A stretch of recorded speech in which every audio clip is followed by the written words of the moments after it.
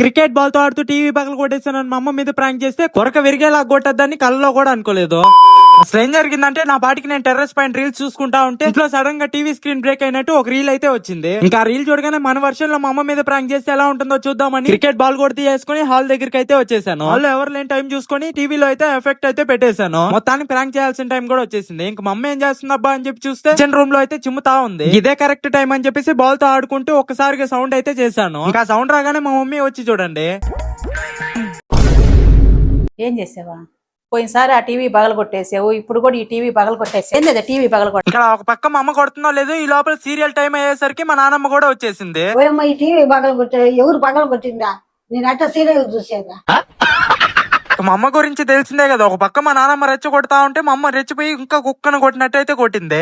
కొట్టింది కానీ లాస్ట్ లో కొట్టేసి వెళ్లేటప్పుడు ఎమోషనల్ గా మన గురించి తెలిసిందే కదా, అమ్మ అని పిలిచేసరికి ఇంకంతే. దీనికేం తక్కువేలే. మా అమ్మ అయితే కనీసం ఇది ప్రాంక్ అని చెప్పే టైం కూడా ఇవ్వలేదు నాకు. స్టాప్ గా అయితే పొరక విరిగే దాకా అయితే కొడతానే ఉండింది. వెళ్ళిపోయిన తర్వాత వాళ్ళిద్దరిని పిలిచి ఇది ప్రాంక్ అని చెప్పేసి టీవీని అయితే నార్మల్ అయితే చేసేసాను. మొత్తానికి అలా ప్రాంక్ అయితే అయిపోయింది. మీరు వెళ్తూ లైక్ కొట్టేసి ఇన్స్టాలో ఫాలో అయిపోండి, యూట్యూబ్ లో సబ్స్క్రైబ్ చేసుకోండి. ఉంటా మరి.